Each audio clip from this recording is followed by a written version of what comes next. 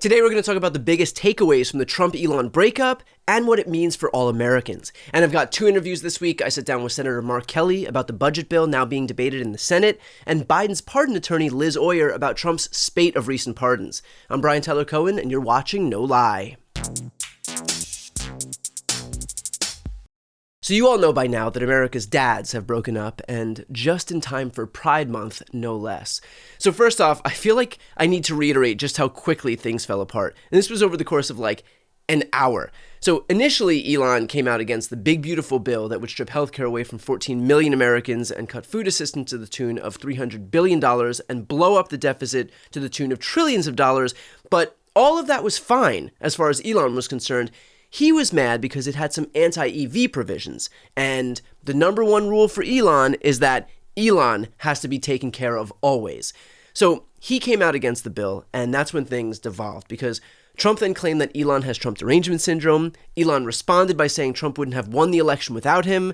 Trump responds by threatening to cut off Elon's government subsidies. Elon responds by saying that the reason Trump wouldn't release the Epstein files is because Donald Trump was named in them. Steve Bannon comes out and says that Elon should be deported, and then Elon says that Donald Trump should be impeached. Like, the Hindenburg saw this and was like, wow, this deteriorated quickly. And look, we all expected this, right? These are the world's two thinnest skinned men. Of course, two people who are desperate to be the main character cannot coexist with the other person, both of whom crave spotlight like it's oxygen. And so, at least for now, Elon is out. But here's the thing. As far as Trump is concerned, watching him sour on yet another BFF is nothing new. Trump does this to everyone. He is the most transactional person in the world, and so the moment you lose your usefulness, Trump is going to cast you aside. He did it with Ronna McDaniel, the former head of the RNC, who he used to scapegoat Republican election losses. He did it to Michael Cohen, his longtime lawyer and fixer. Did it to Gordon Sondland, his donor and the EU ambassador. To his former Secretary of State, Rex Tillerson, who he called dumb as a rock. And then his other Secretary of State, Mike Pompeo, who Trump had his security clearance revoked. He did it to his former press secretary, Kayleigh McEnany, who he trashed online. His former campaign advisor, George Papadopoulos, who he denied really even knowing. To his former FBI director, Christopher Wray, who he chose to run the agency in his first term, but then forced out to make way for Kash Patel. To his own vice president, who he was perfectly fine seeing hanged after Pence refused to certify an election loss that Trump lost. And now he's doing it to the richest person in the world, who literally funded his election win in 2024. The point being that if Trump has so little loyalty that he can discard all of those people who literally worked for him, who helped him win the election, who sacrificed their lives and reputation and livelihoods for him, people who had genuine value to him. If he can discard all of those people, do you really believe that he cares about regular Americans? About a single mom working two jobs to take care of her kids? About a kid with cancer who relies on the Children's Health Insurance Program to survive? About seniors who need Medicaid for their health care? About a family of four in rural Iowa that relies on food stamps to eat? If Trump can publicly destroy Elon Musk, the richest person in the world who ensured he won in 2024, then he is not falling over himself to help anyone who isn't named Donald Trump. As if his big, beautiful bill didn't already make that clear. Trump may frame himself as this populist champion, but he is the champion for one person and one person only. And that's the guy he sees when he looks in the mirror. Now, Josh Hawley in particular was somebody who presented himself as some champion against these Medicaid cuts. And he had come out numerous times. He wrote an op-ed in the New York Times explaining how against these cuts he was. He even rightfully pointed to the fact that this bill would cut Medicaid as his reason to come out and speak out. That bill hadn't changed between the time that it was passed in the House and come to the Senate, and yet suddenly Josh Hawley has come forward and he posted a tweet saying, just had a great talk with President Trump about the big, beautiful bill. He said again, no Medicaid benefit cuts. And so apparently all Josh Hawley needed was some light reassurance from Donald Trump, and he switched his entire tune.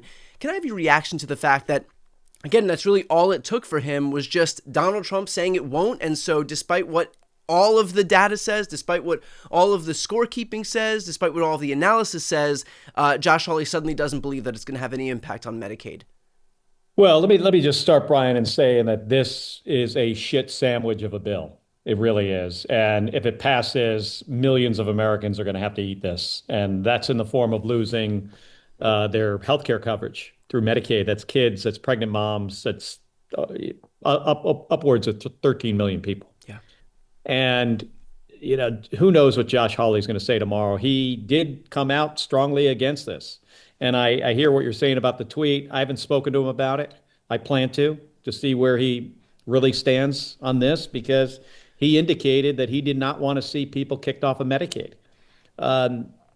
Yeah, I don't think he should be taking the president at his word. The president doesn't even seem to understand what's in this legislation.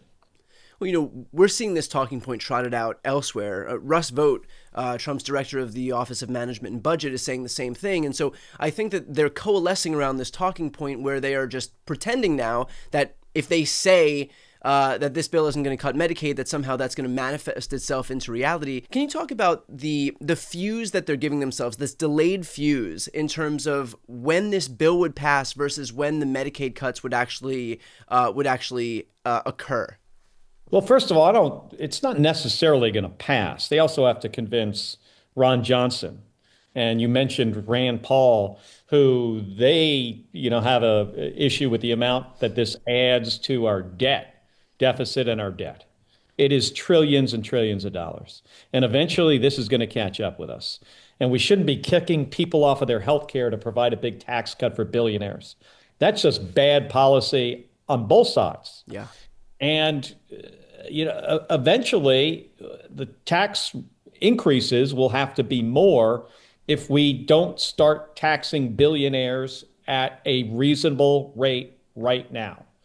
So, but this bill has all kinds of problems. I mean, there's problems I was working on last week with some of my colleagues that have to do with tax incentives for renewable energy, solar, wind, hydroelectric, that we put in the Inflation Reduction Act.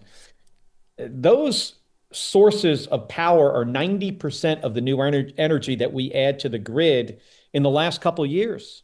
So we get rid of those tax incentives, we kill those projects, we're not going to be able to expand the amount of energy, and we need this energy. So the bill has all kinds of problems. It's not a done deal that it's going to pass in the Senate. As we look closer and closer at it, as my Republican colleagues especially look at it, I think you'll see people have problems with it. And can you talk about some of these pardons that have been recommended, obviously, by Ed Martin and that have been carried out by Donald Trump? And I'm talking specifically, some names that have been in the news lately have been the Chrisleys, who had a reality TV show, and then you've got Paul Walzak, Scott Jenkins. Can you talk about some of these folks and what it means that these were the ones who got pardons? The president has been pardoning people who have not applied through the ordinary process. There is a longstanding established process where the Department of Justice vets applicants. But what's happening right now seems to be that there is a pardon economy. People are seeking to lobby for their pardons and hiring high-priced lobbyists and lawyers to access the president, jump the line, and get their applications on the desk. Most of these people have been celebrities, political officials, people who are supporters of MAGA and President Trump, who have been successful in this process. And you've named some of the notable ones.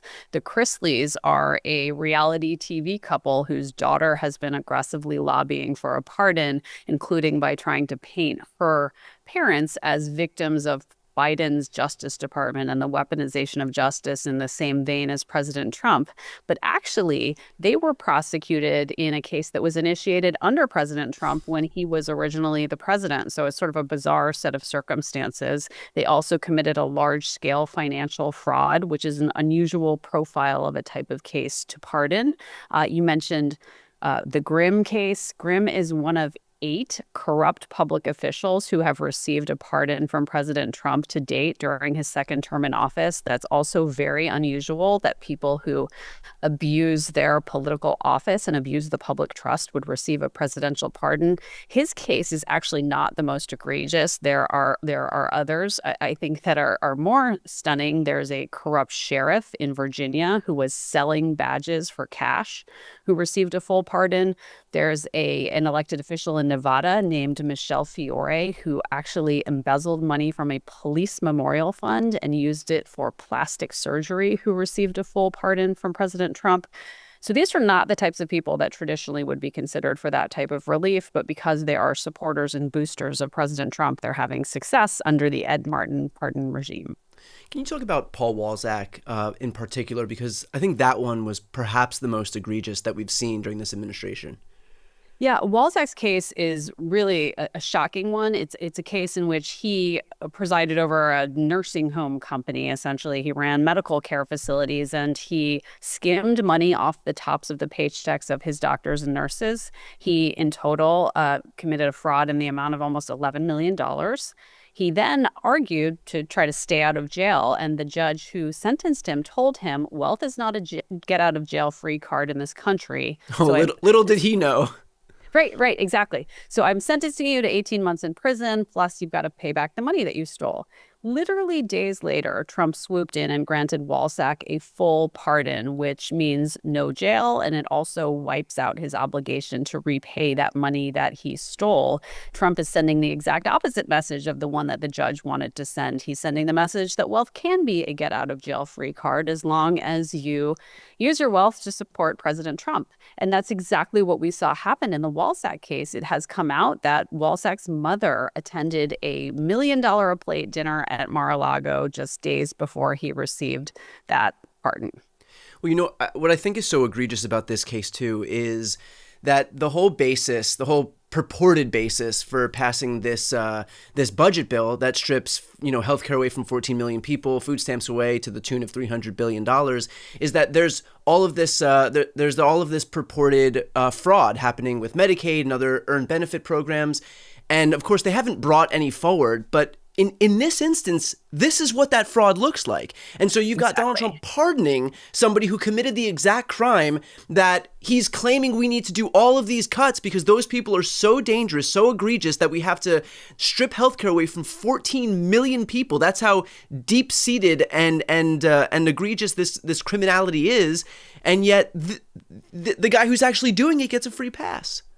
Yeah, that's exactly right. And that's a really important point. There's no principle to any of this. This is just purely transactional. And in this case, Trump was able to cut a deal with the mother of Paul Walzak where he got $1 million for her to attend this dinner. And he was willing to dole out a full pardon in exchange for that. That is really the definition of corruption. And of course, to watch the full interviews with Mark Kelly and Liz Oyer, click the thumbnails right here on the screen or check out the interviews playlist on my YouTube channel. You can also click the link on the screen to listen to the audio version of this episode. And of course, to see more of my content, the subscribe button's on the screen as well.